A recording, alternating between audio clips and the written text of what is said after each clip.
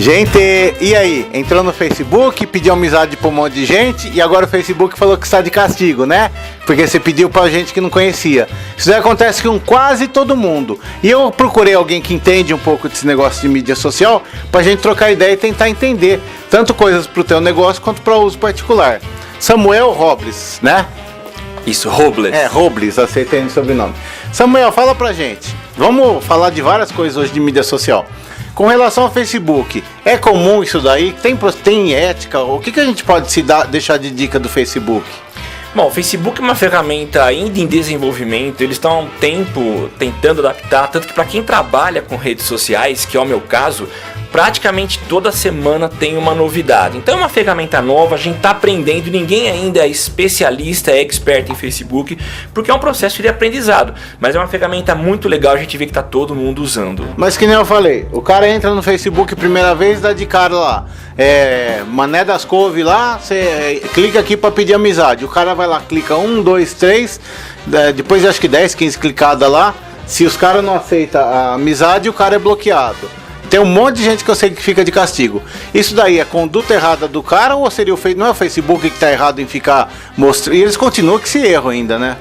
Talvez o problema seja a quantidade que ele apresentou e a pessoa foi clicando em tudo para adicionar como amigo.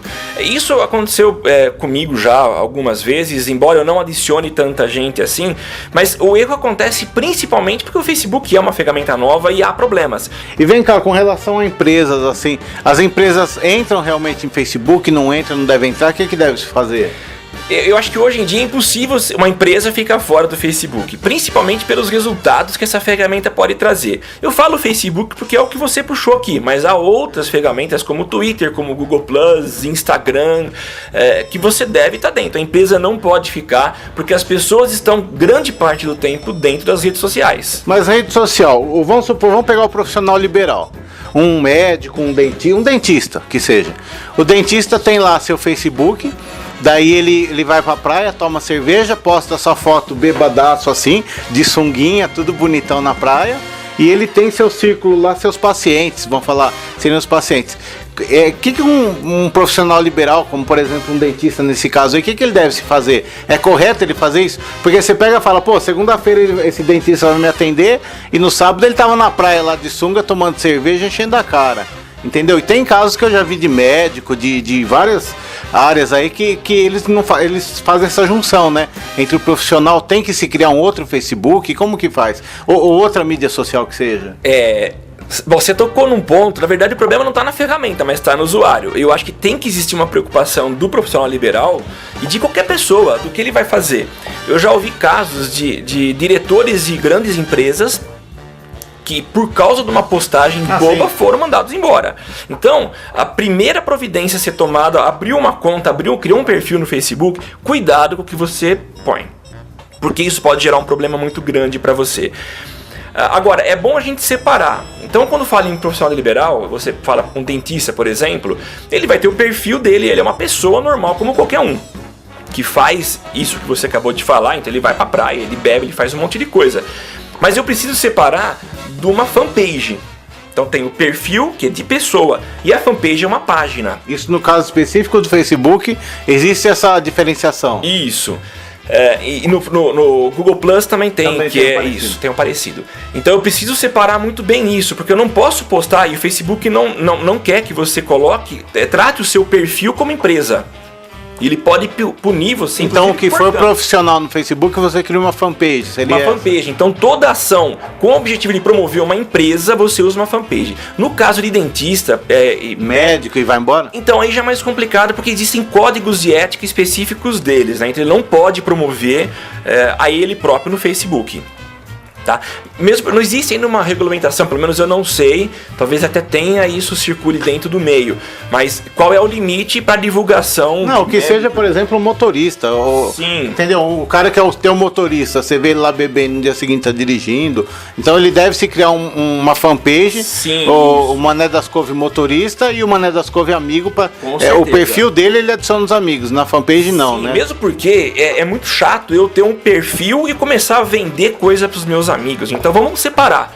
Cria uma fanpage, Mesmo porque fanpage existem várias opções. Pode ser para profissional liberal, pode ser para empresa, pode ser para banda, para organização não governamental. Então esse é o caminho certo, você criar uma fanpage. E a grande vantagem disso é que criando uma fanpage, você tem condições de criar campanhas publicitárias dentro do Facebook que pode trazer resultados incríveis. Eu tenho vários clientes e eu tenho percebido os resultados que chegam para eles quando a coisa é muito bem organizada e estruturada.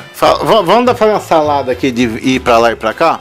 Falando em campanhas publicitárias. Antigamente as empresas, mídias que existiam assim, era de um que falava para muitos, né?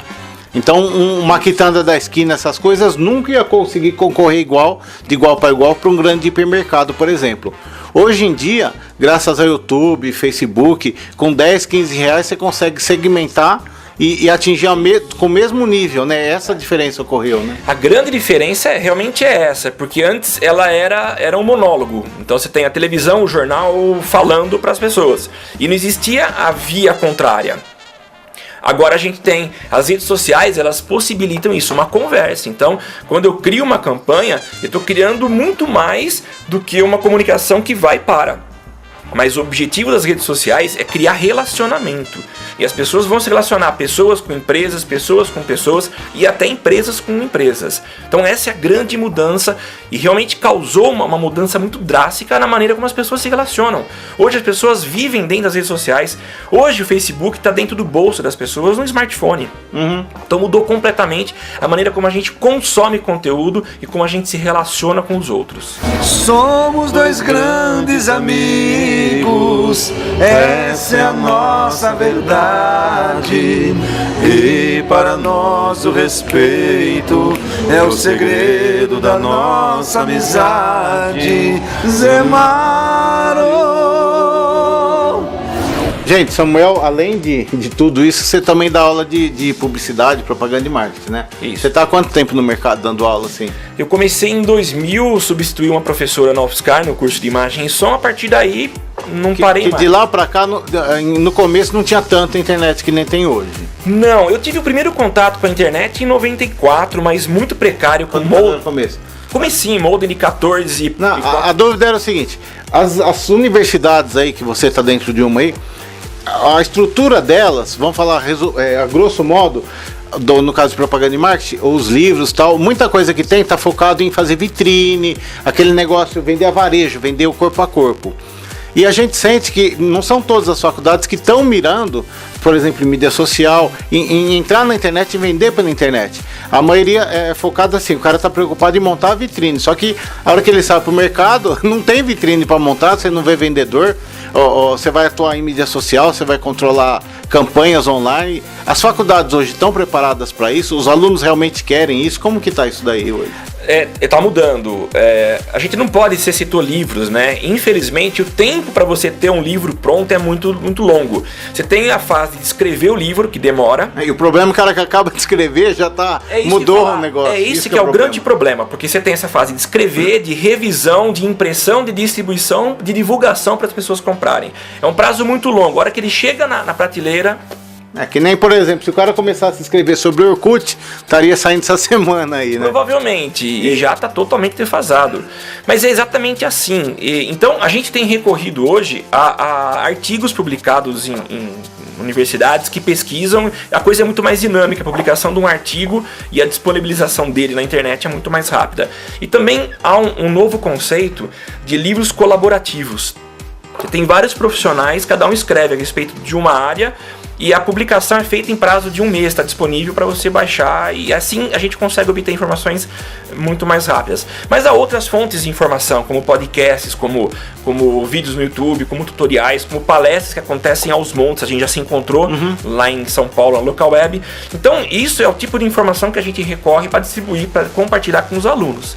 Então, de fato, está havendo uma mudança. Eu acho necessário você adaptar o conteúdo para os seus alunos. Eu sou docente da Unicep e da Uniara. Ontem eu estava dando uma aula na Uniara de criação de campanhas no Facebook. E a gente fez uma campanha, isso que é legal, a gente faz isso na prática. E já vê o resultado, isso que é mais legal ainda, né? Você tem acesso. Não tem nada de ficar na teoria, na teoria funciona, você já vê na hora. Não, diferente de um outdoor, eu nunca consegui com um grupo de alunos criar uma campanha em outdoor e TV e ver a coisa sendo veiculada.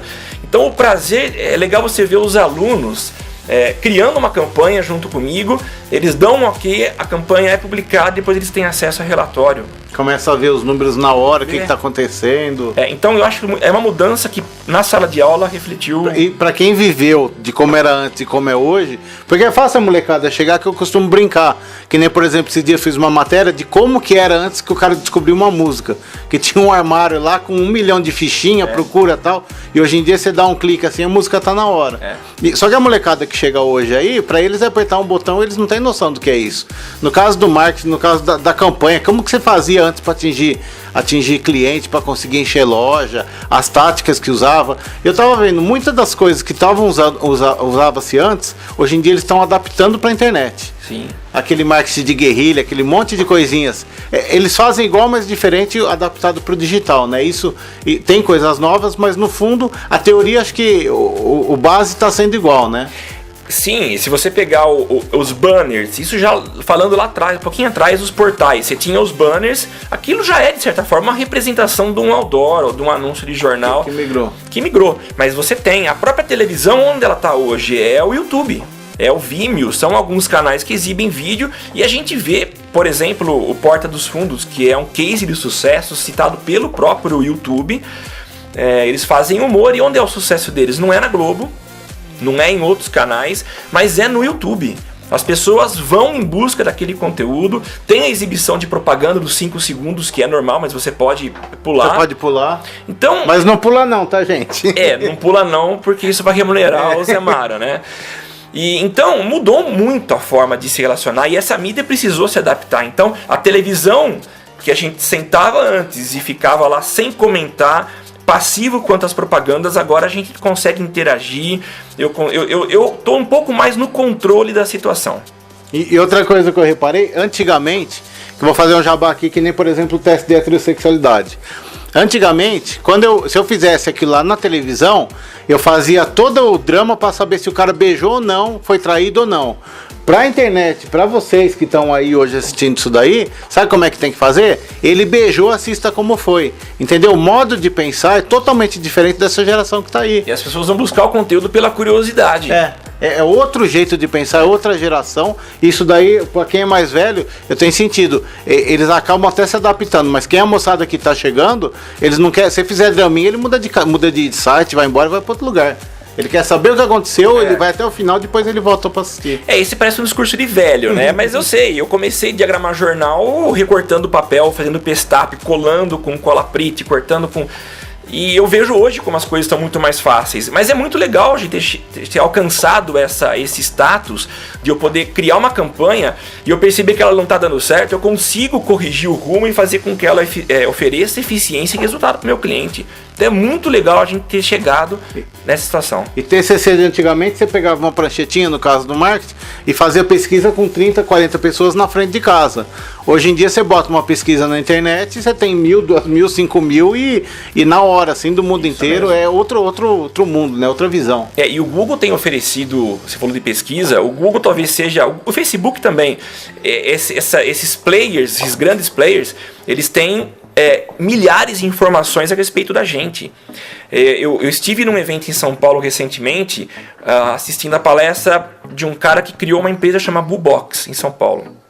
Ele tem um data center que imagina um HD, mas multiplica por milhares, que vai recebendo informações da internet a tempo todo. Ele chega a processar, se não me engano, 2 teras por dia. De informações. Pra quem não entende, isso daí é coisa absurda, tá, gente? São muitos dados da internet que ele acaba, ele chama de minerar. Ele pega essa informação e vai minerando. Ele vai separando os dados de cada ação que a gente faz na internet. São 60 milhões de brasileiros monitorados diariamente. Então ele sabe tudo que a gente faz. Ele sabe qual é o meu hábito no computador. Então ele sabe quando eu clico no computador e eu faço uma operação, uma mudança de comportamento clicando em algum lugar. Ele sabe tudo. Pra quê? Pra saber onde colocar a propaganda e como vender alguma coisa pra você, né? Isso. Então faz toda a diferença isso. E só para vocês saberem, por exemplo, uma coisa que aconteceu no começo dos computadores. Esse negócio de minerar dado foi o seguinte, tem aquele caso do supermercado. Os caras foram consultar lá, fizeram estatística dos caras que iam fazer compra lá e descobriram que de sexta-feira tinha muitos homens que iam buscar fraldas para as crianças. Isso daí acho que era em São Paulo, né? Daí quando eles descobriram isso, o que eles fizeram? Colocaram a cerveja do lado da fralda e descobriram que venderam mais cerveja. Isso daí até hoje tem gente que olha, fica olhando no supermercado como que a pessoa anda lá e tal. Mas isso daí é uma coisa que em pequeniníssima escala que descobriram, tiveram uma sacada. Esse caso que você falou, aí está atingindo a nível global, que basicamente é esse. Eles estão descobrindo o que o povo está fazendo, que eles vão descobrir onde o cara vai e coloca do lado lá alguma coisa para vender. É basicamente isso, né? E você deu o exemplo da fralda e da cerveja, isso só foi possível por observação. Alguém observou, alguém fez uma pesquisa observando o comportamento. Então hoje, tudo que a gente faz, esses dados vão pro Big Data. Então é um tipo desses servidores que acabam capturando todo quanto é tipo de informação para processar e te dar ferramentas para que as ações de publicidade na internet sejam muito mais eficientes. Gente, esquece essa história de espionagem, essas coisas dos Estados Unidos. É só olhar o comportamento na internet, os caras acabam descobrindo bem mais, vai muito mais a fundo do que esse negócio de espionar. É olhar o comportamento, você descobre bem mais, né? Muito mais, é olhar o comportamento e conhecendo esse comportamento, na hora que eu vou configurar minha campanha, eu vou lá no Facebook, assim, eu vou selecionar, segmentar por idade, por sexo, por cidade. Em algumas ferramentas do Google nos Estados Unidos seleciona até por CEP. Então eu consigo segmentar por preferência. Então se você já curtiu o site de alguma empresa, eu consigo, dependendo da empresa, colocar lá. Então todas as pessoas que estão na região de São Carlos, que têm 25 anos, que são mulheres, vão receber aquela propaganda minha. Então tá muito poderoso, as informações estão ajudando a gente a ter eficiência. Resumindo a história, para quem não é muito da área, é aquele caso, por exemplo, do cachimbo com pito torto. O cara inventou um cachimbo que é pito torto só para quem tem uma boca torta de um jeito lá, de algum jeito. Sim. Antigamente, o que o cara tinha que fazer? Entrar na televisão, atingir 1 milhão de pessoas para conseguir achar as 10 pessoas que existem na cidade. Hoje em dia, você entra no YouTube, paga só para os 10 e pede para ele, fala, eu quero só as 10 pessoas de tal cidade que tem esse defeito, que tem essa coisa na boca, alguma coisa assim. Isso é o segmentar, né, gente? Que você consegue com bem menos, só que você atinge direto. Outro dia eu fiz uma campanha específica para 10 pessoas. E eu consegui obter um dado do Facebook que é aberto, qualquer um consegue. E eu criei uma campanha segmentada. Então o meu investimento foi muito pequeno e eu consegui atingir aquelas 10 pessoas. Então isso é muito legal. E você tem um carro, uma coisa, raridade para se vender, é a mesma coisa. Você procura lá pela internet ou pela campanha, você consegue ir só no colecionador daquele tipo de carro, daquela coisa, e divulga só lá dentro. Isso daí eu tô falando coisa de 10, 20 reais, é uma mixaria, uma campanha. Sim. Quando você quer segmentar coisa específica assim, você não gasta muito não e consegue atingir o que você quer, né? Realmente é assim. Agora eu fiquei doce igual caramelo, tô tirando onda de Zemar o amarelo. E agora você diz, vem cá que eu te quero, quando eu passo no Zemar o amarelo. E vamos fazer agora o jabá do Samuel. Samuel, fala do teu podcast aí. Então, o link eu tô deixando aqui. Nesse link você vai ter todas as informações do Samuel. A ideia do podcast ela surgiu a partir de sala de aula. Então eu tinha um aluno especificamente que era muito interessado e a gente conversava bastante a respeito de mídias sociais, que já era o tema das minhas aulas. Tem um colega meu jornalista, amigo pessoal, e ele vinha com a família aqui em casa e geralmente o assunto era isso também, mídias sociais. E a gente chegou à conclusão que a gente poderia expandir um pouco mais essa rodinha e fazer com que mais pessoas pudessem ter acesso a esse tipo de informação. E aí a gente resolveu criar um podcast. Então muita gente não sabe o que é um podcast. Podcast vou resumir de forma muito simplista, falar que é um programa de rádio disponível na internet sob demanda, não tem um horário para ouvir. Eu baixo a hora que eu quero. Existem aplicativos em smartphone que você instala e toda vez que um episódio, um programa novo é postado, eu subo para a internet, automaticamente ele baixa e você pode ouvir. Eu digo que o podcast mudou a minha vida, porque eu viajo todo dia para Araraquara e eu vou ouvindo podcast. Então a quantidade de informação que eu tenho absorvida é muito grande. E a gente resolveu fazer a mesma coisa, entregar de forma gratuita, ninguém paga nada por isso, um conteúdo relevante. Então semanalmente a gente faz a gravação do Social Media Cast, é Social Media Cast. Tá aqui o link aí. E as pessoas podem ouvir direto no computador, também é possível. E o bate-papo nosso é esse, a gente fala sobre redes sociais. Hoje a gente está gravando, sou eu, o Temo, que é esse meu ex-aluno, hoje é formado, é publicitário, e a Alaina Paisan, que é uma carioca que entende bastante, principalmente de Google. Então a gente tem batido um papo muito legal, semanalmente, sobre esse tema e é muito prazeroso compartilhar com as pessoas aquilo que a gente tem estudado, aprendido, e a gente aprende muito também. Gente, entra nesse link se você não conhece podcast, ou por exemplo, você vai pra academia, para de escutar música um pouquinho, põe um podcast, escutando podcast, você faz o cérebro trabalhar junto com o músculo, que também é um músculo do cérebro. Mas não fica só na música fazendo isso. Então quem tem o hábito de fazer caminhada, fazer alguma coisa, caminha, tira a música do lado, deixa para escutar no final e vai escutando o podcast, que é legal. Tem o dele, tem vários outros por aí. Os links do Samuel eu tô deixando aí, você pode entrar lá e ter maiores informações, que nesse link que eu tô deixando aqui tem todos as explicações tuas. Vai aqui, vai ali, tudo que tem ali.